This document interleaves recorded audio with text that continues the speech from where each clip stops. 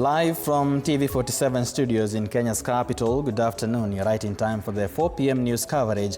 My name is Samson, Jura, and I'll be with you for the next couple of minutes to ensure you're up to speed with everything happening in the country, across our borders and beyond. 22047 is the short SMS code. The hashtag on X is TV47 News Now.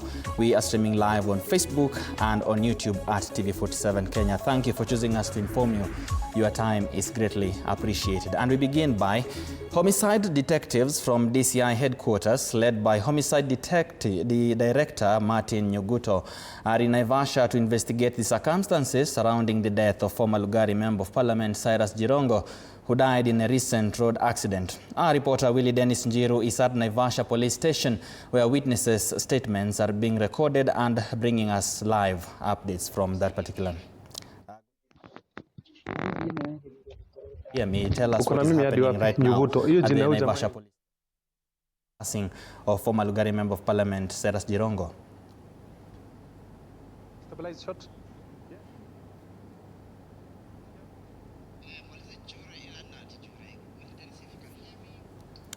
Willie Dennis, if you can hear me, good afternoon. Do you have any updates? Yes.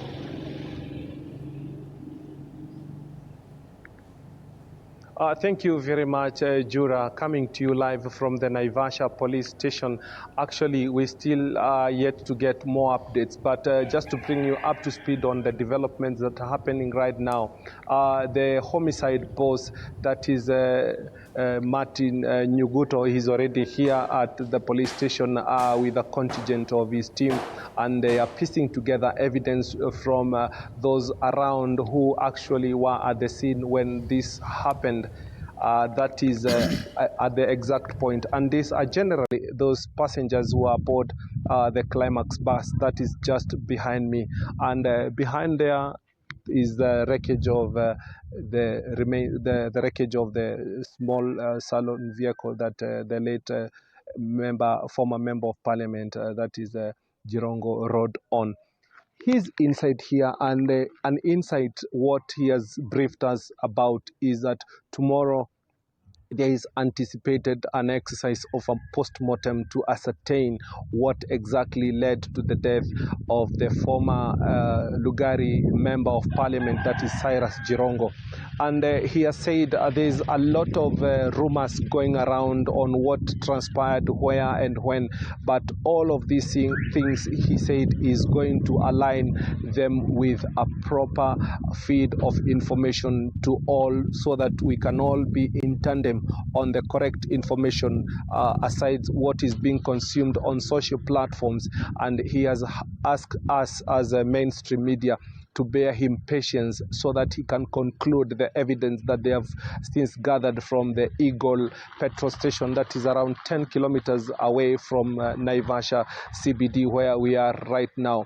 And he says once he's done with that evidence, he's going to be releasing it to all media houses so that they can be able to generally make their own view and make assessment of exactly what they have been able to put down and record. That notwithstanding, he has said again, it is important for everybody to have a responsible reporting. This, I'm just doing piece quote on what he has just briefed us before anything he can give to us if he has to, because he said it is too early as yet to conclude and give a statement regarding what it is. But tomorrow he has promised he's going to be giving more details. We will be keeping tabs on these developments, and we will be keeping this, be giving this update subsequently in our bulletin at 7 and 9. And what he says, that is what we are going to be giving to our viewers. I take it back to you, Jura, to continue with the bulletin in our studios.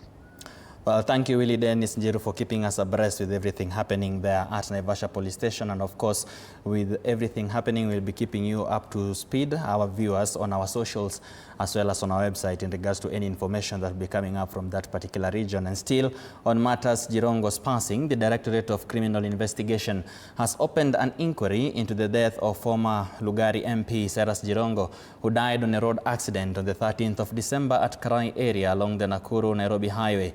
Preliminary findings show that the crash occurred at 2:19 a.m. involving Jirongo's vehicle and a Climax company bus. Investigators say it was a head-on collision that pushed Jirongo's car 25 meters from the impact point, while the bus stopped about 50 meters away.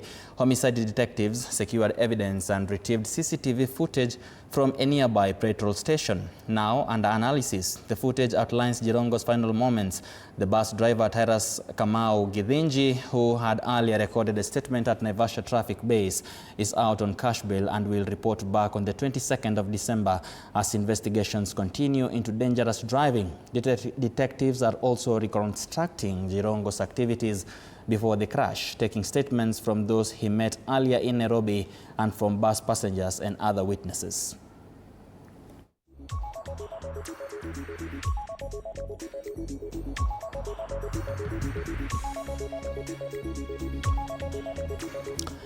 And away from that, President William Ruto says Kenya's 5 trillion shillings development target will only be achieved through deliberate support for both public and private investments aligned to national priorities.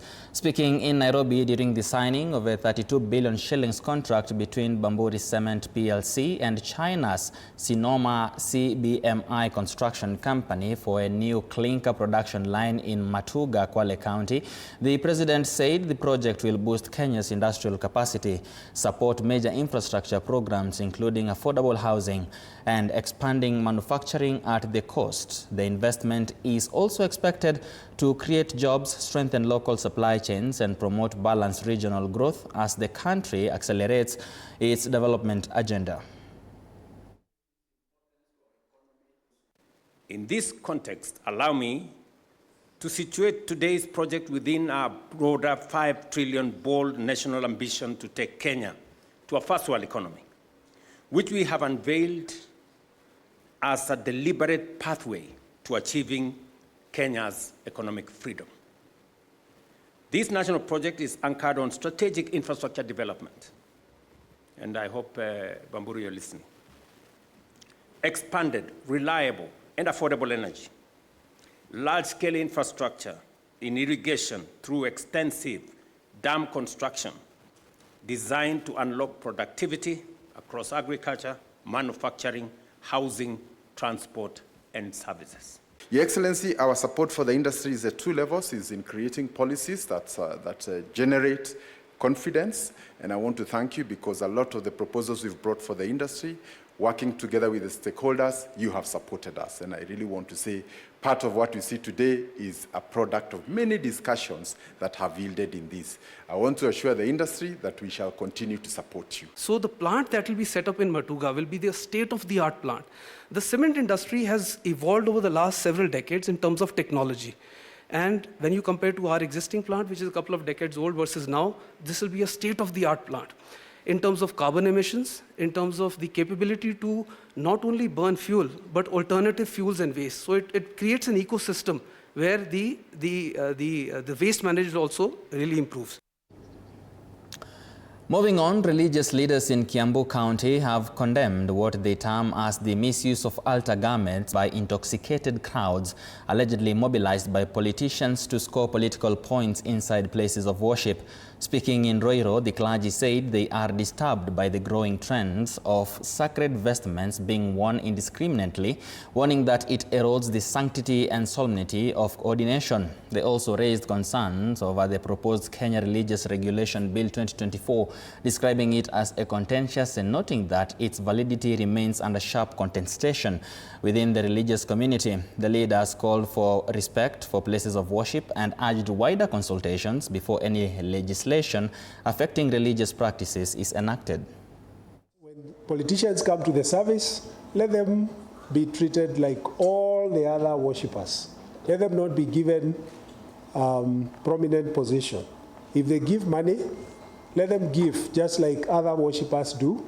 They put it in the basket and they should not be declared with fanfare and ceremony.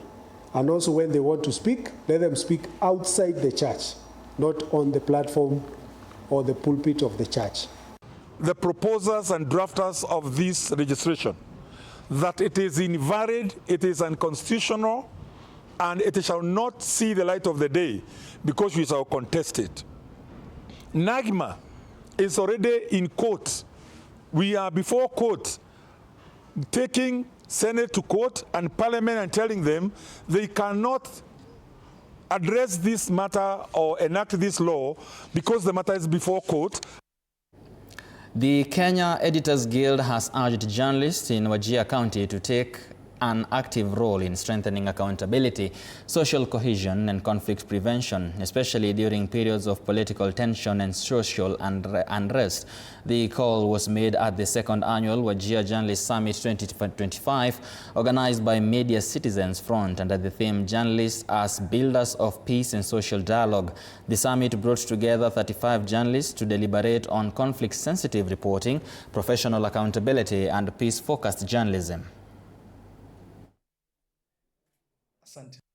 So the second annual summit provided a critical platform to reflect on indispensable role of local journalism in advancing peace, social cohesion, and informed public discourse.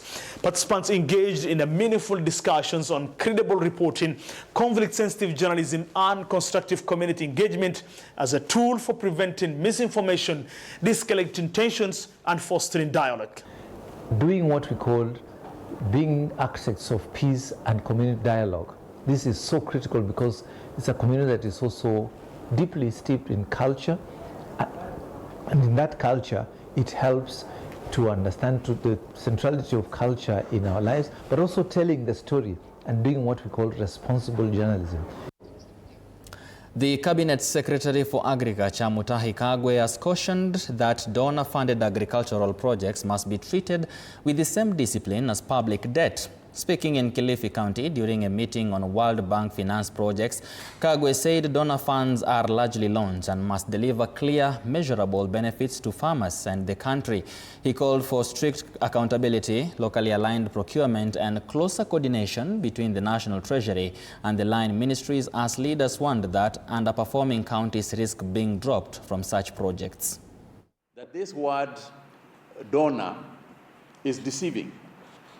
Because when you say donor in the English language, it sounds like free money. But it is not free money. You know, the word that we should be using is actually loans. These loans that we are getting must be loans for which we have determined what to use on. So it is important for us to be on the same page and agree that these are the things that we want to do, so that when we sign these agreements, and it is important for the Treasury to be on board on this, because sometimes there is discussions going on at the Treasury, and then we hear there is a clearance of a loan agreement. And sometimes the officers within the ministries, our ministries, are the ones who have sent these documents to the Treasury, and they have not aligned them with the policies and the priorities.